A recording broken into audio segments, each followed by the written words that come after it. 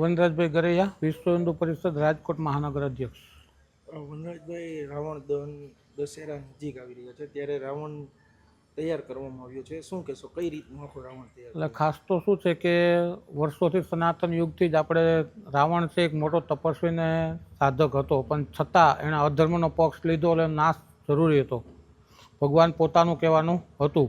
એટલે ખાસ તો અમારો પણ અત્યારે દરેક સમાજમાં અને ખાસ કે હિન્દુ સમાજમાં જે ધર્મ અધર્મની નીતિઓ અને ખાસ તો જે ભાગલા જે પડી રહ્યા દરેક સમાજના, એ દરેક સમાજમાં જે ભાગલા છે અમારી દ્રષ્ટિએ અસુરી શક્તિ છે. એ અસુરી શક્તિઓના નાશ માટે થઈ અને આ રાવણ દહનનું આયોજન કરવામાં આવી રહ્યું છે અને સમાજને એક સંદેશો આપવા માગીએ છીએ કે ધર્મ કોઈ પણ હોય એમાં એકતા હોવી ખૂબ જ જરૂરી છે.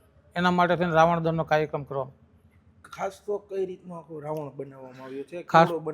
ખાસ તો લગભગ બીજા રાજ્યમાંથી માણસો આવે છે અને અહીંયા 3 મહિના સુધી એ લોકો અહીંયા આવીને અહીંયા જ રહ્યા હતા અને 3 મહિનાના પરિશ્રમ બાદ આજે 3 પૂતળાઓ છે તૈયાર કરી રહ્યા છે.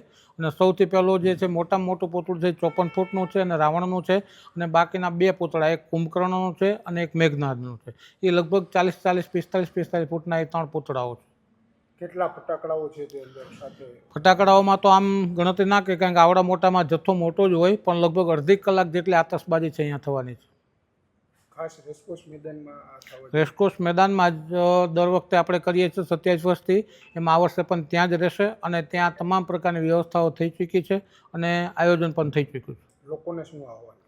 લોકોને આહવાન એટલું જ કરીએ છીએ કે આપ સર્વે જનતા છે ધર્મના પક્ષે રહી અને ધર્મનું આચરણ કરે. અને ખાસ તો સમાજને મારે એક સંદેશો દેવાનો કે તે હિન્દુ સમાજ જે છે એ હથિયારોથી વિહીન થતો જાય છે અને દરેક સમાજના લોકો છે ખાસ કરીને પોતાની પાસે શસ્ત્ર રાખે. એટલા માટે થઈને અમે ત્યાં શસ્ત્ર પૂજનનું પણ એક આયોજન કરેલું છે.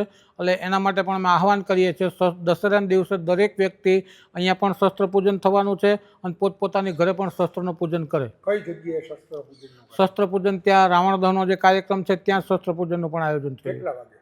લગભગ 6 વાગ્યાથી શરૂ થશે તો 8 વાગ્યા સુધીમાં કાર્યક્રમ થતો રહેશે.